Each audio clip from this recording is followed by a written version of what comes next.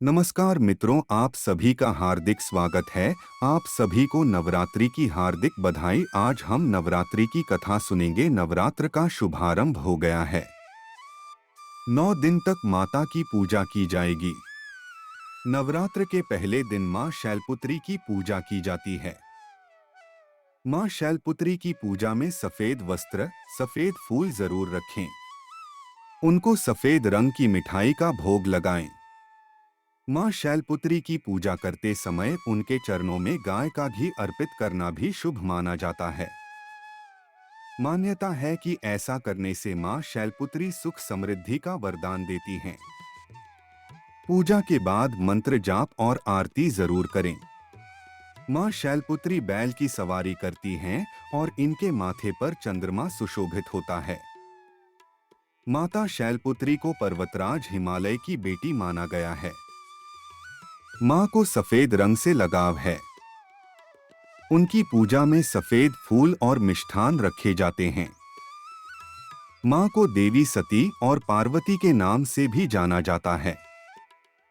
नवरात्र की पूजा में व्रत कथा पढ़ने का भी विधान है। मां शैलपुत्री की व्रत कथा। अम्बे तू है जगदम्बे काली आरती। माता शैलपुत्री की पौराणिक कथा। मां शैलपुत्री की कहानी। पौराणिक कथाओं के अनुसार एक बार राजा दक्ष ने अपने घर पर एक बड़े यज्ञ का आयोजन करवाया। इस यज्ञ में उन्होंने सभी देवी देवताओं और ऋषि मुनियों को आमंत्रित किया, लेकिन माता सती के पति यानी अपने दामाद भोलेनाथ को आमंत्रित नहीं किया। माता सती ने भगवान शिव से अपने पिता द्वारा आयोजित यज्ञ में जाने की अनुमति मांगी। माता सती की आग्रह पर भोलेनाथ ने उन्हें यज्ञ में जाने की अनुमति दे दी।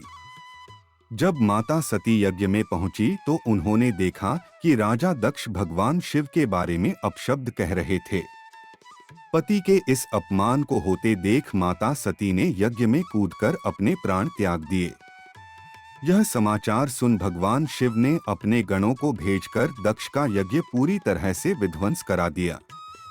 इसके बाद सती ने शैलपुत्री के रूप में अगला जन्म पर्वतराज हिमालय के घर लिया।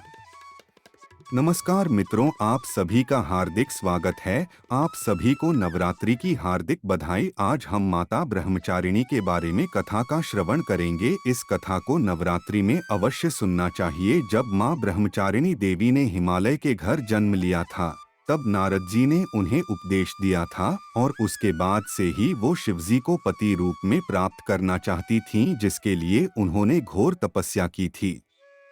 इस कठिन तपस्या के कारण इन्हें तपश्चारिणी अर्थात ब्रह्मचारिणी नाम से जाना जाता है। देवी ने 3000 वर्षों तक टूटे हुए बिल्व पत्र खाए थे।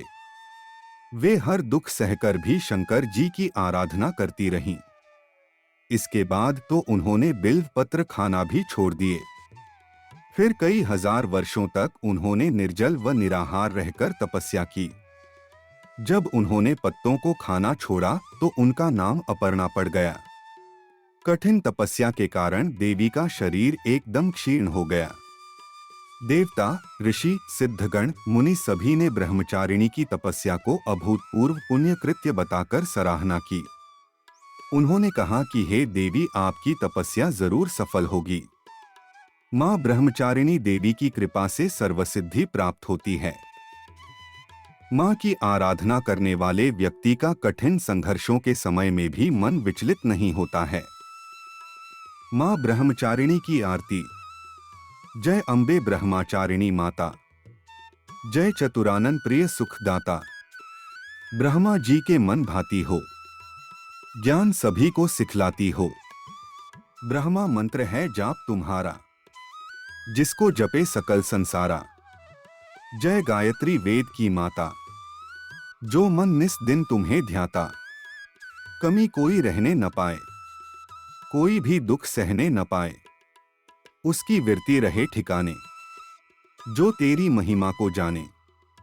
रुद्राक्ष की माला लेकर, जपे जो मंत्र श्रद्धा देकर। आलस छोड़ करे गुनगाना, मां तुम उसको सुख पहुंचाना।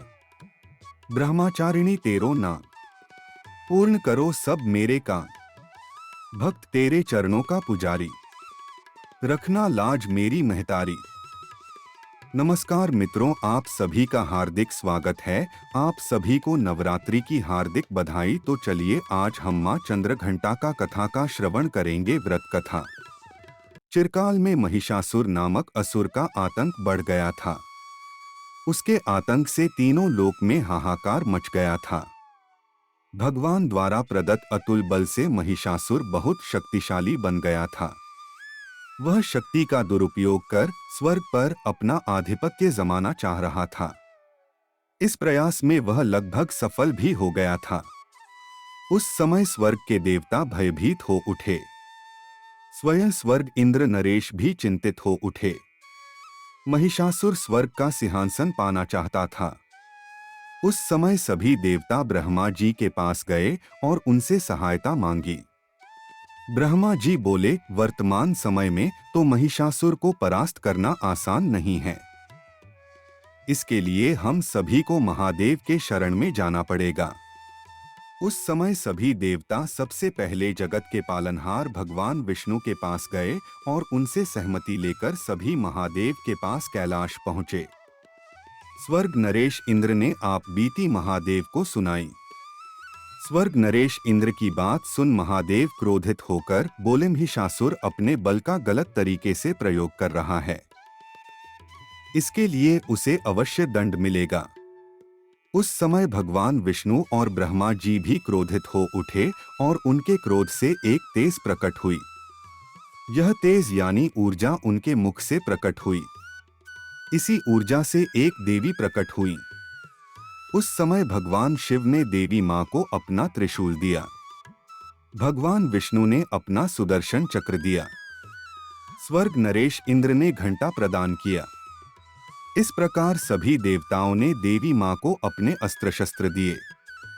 तब मां चंद्रघंटा ने त्रिदेव से अनुमति लेकर महिषासुर को युद्ध के लिए ललकारा। शास्त्रों में निहित है कि कालांतर में मां चंद्रघंटा और महिषासुर के मध्य भीषण युद्ध हुआ। इस युद्ध में मां के प्रहार के सामने महिषासुर टिक न सका। उस समय महिषासुर का वध कर मां ने तीनों लोकों की रक्षा की। तीनों लोकों में मां के जयकारे गूंजने लगे। कालांतर से मां चंद्रघंटा की पूजा उपासना की जाती है। मां अपने भक्तों के सभी दुख हर लेती हैं। साथ ही सुख, समृद्धि और शांति प्रदान करती हैं।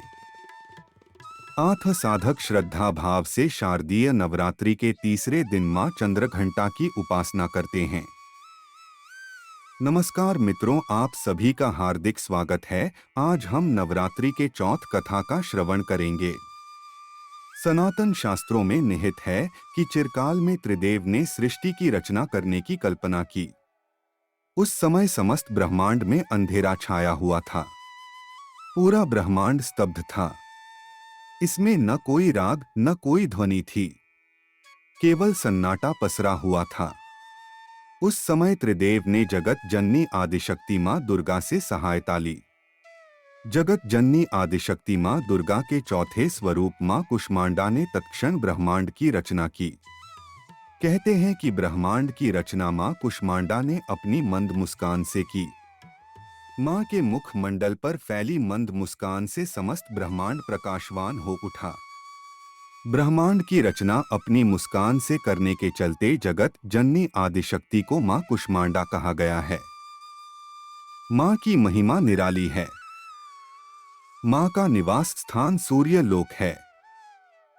शास्त्रों में कहा जाता है कि मां कुष्मांडा सूर्य लोक में निवास करती हैं। ब्रह्मांड की रचना करने वाली मां कुष्मांडा के मुखमंडल पर उपस्थित तेज से सूर्य प्रकाशवान है। मां सूर्य लोक के अंदर और बाहर सभी जगहों पर निवास कर सकती हैं। मां के मुख पर तेजोमय आभा प्रकट होती है। इससे समस्त जगत का कल्याण होता है। इन्होंने सूर्य समान कांतिमय तेज का आवरण कर रखा है। इस तेज को आवरण जगत जननी आदिशक्ति मां कुष्मांडा ही कर सकती हैं।